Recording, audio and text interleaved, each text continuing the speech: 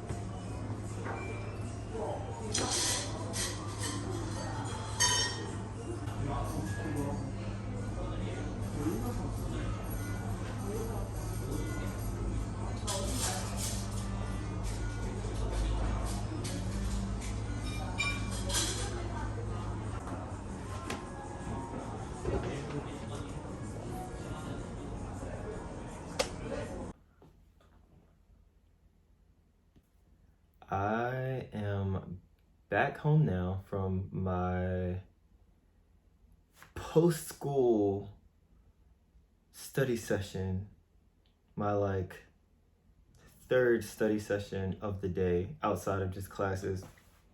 As you guys can see by the time you see this point of the vlog, I study a lot in the day. Part of it is because I want to. I don't know what's going on in the hallway, but I study a lot, and part of it is because I want to, because I'm just really obsessed with what I'm learning right now at the university. But part of it too is also just like the Korean education system is wild. Like there's just a lot of work. The pace of things moves very quickly. So it's like you have to spend a lot of time to just complete the assignments. And then if you actually really want to grasp the things that you're learning, like you have to spend so much time out of class just like reviewing it, because by the time you go back in class, like you're not talking about what you talked about yesterday or what you talked about earlier in the day. Like you're always moving on to something new, which is crazy. But yeah, people ask me like, yo, it seems like you're always studying when you posting on Instagram. Because I am. Like this vlog of today was like such a routine day for me. Like when I don't have any dinner plans with friends, when I don't have any events to go to, when I don't have any shoots going on, I literally get up, I hit the gym, come back, shower, get dressed. I go to a cafe to get some studying done before class. I go to the library after that to like try to review the lessons from yesterday, and then pre-review the things that we're about to go over, like the next chapters that we're going to go over in classes today. And then I have classes for 4 hours every single day, Monday through Friday. And then after classes, I usually go to a cafe to do the homework or any like studying or vocabulary, grammar review, that sort of thing. And like now I just got back home because I need to like just decompress my brain, eat some dinner or something, and then I need to study again later tonight, just to at least review vocab tonight. Like I knocked out all of like my homework assignments that are due tomorrow, but there's a lot of new vocab that has been happening all week that I really need to wrap my head around. So I think before I go to bed today, I want to really try to like study some of that. But yeah, being back in school is so interesting, and people have been asking me so much like, yo, how is it being a university student again? So like, if you don't know, I already have 2 college degrees from universities in the US. Shout out to Penn State. I am a Penn State University alum. I have a bachelor's degree in business and also a bachelor's degree in public relations.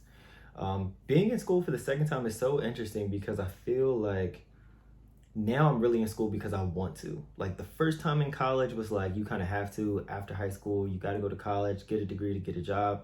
Now I'm purely back in school because I want to, and I'm obsessed with what I'm learning. And it's so interesting seeing the difference between how I approach being in class versus how the other students approach it. Like, yes, you have like the younger students who are like 18, 19, fresh out of high school, and they're the ones like in class on their cell phones all the time and barely paying attention, not doing no work, which I mean, I get it. Like I was, on Twitter all the time when I was in undergrad too.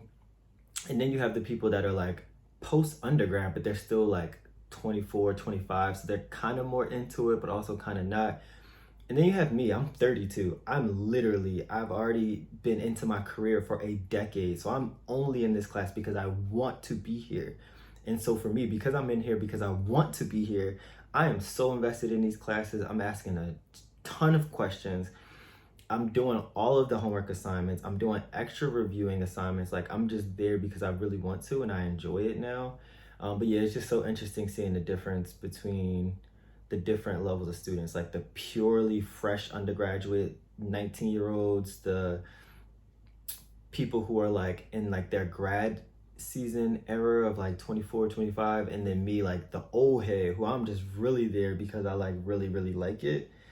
Um, but yeah, and then also this week, which you've seen in this vlog, like the students that were like graduating on campus, and today was just so amazing to see so many of them in their cap and gowns and all of their families and grandmas and grandpas and everybody taking pictures. And I was just so inspired. Again, like, yes, I've already gone through that twice, but it was so nice to see people experience it for the first time. Like, a lot of these people were like young, they were graduating undergrad, and it just was like so inspiring. I think another thing too, the reason why I go so hard to learn Korean is because my experience in this country, not really knowing how to fully communicate with people, makes it hard.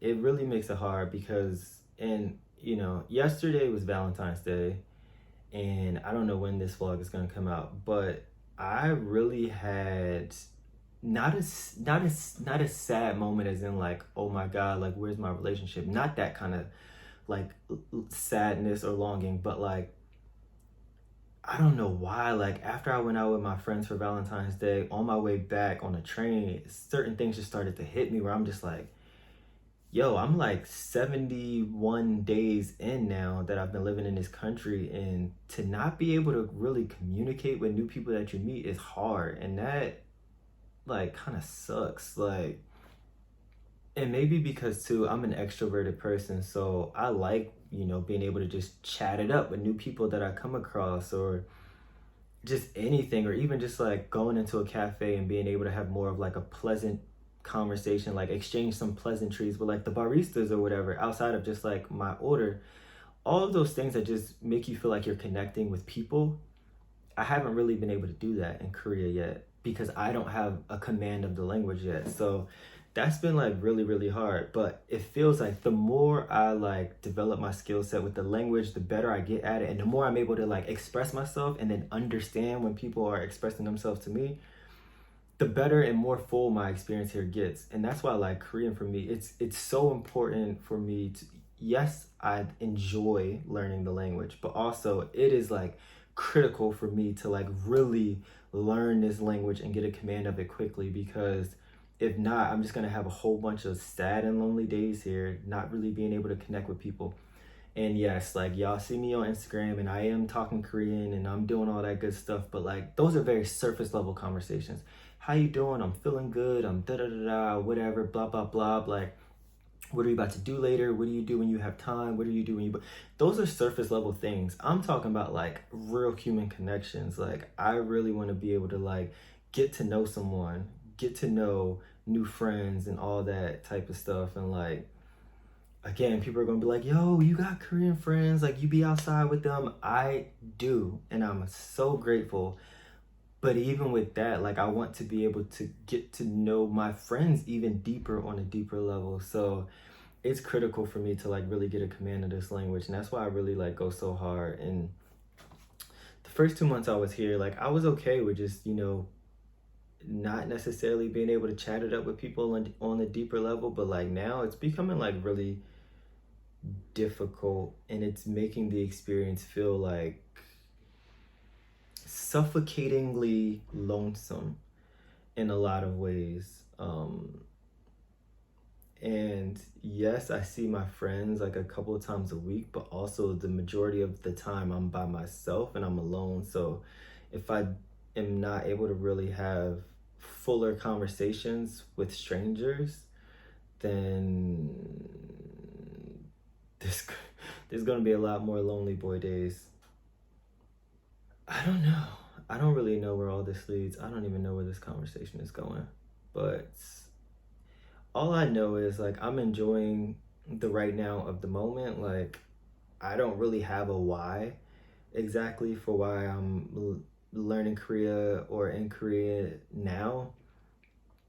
I know what got me to this point. Like I'm in the cosmetic space, and I launched a cosmetic company 5 years ago. And so for me, it was definitely a long-term play of like, yo, like if you're going to be in a cosmetic space, like I was coming out here for product development trips.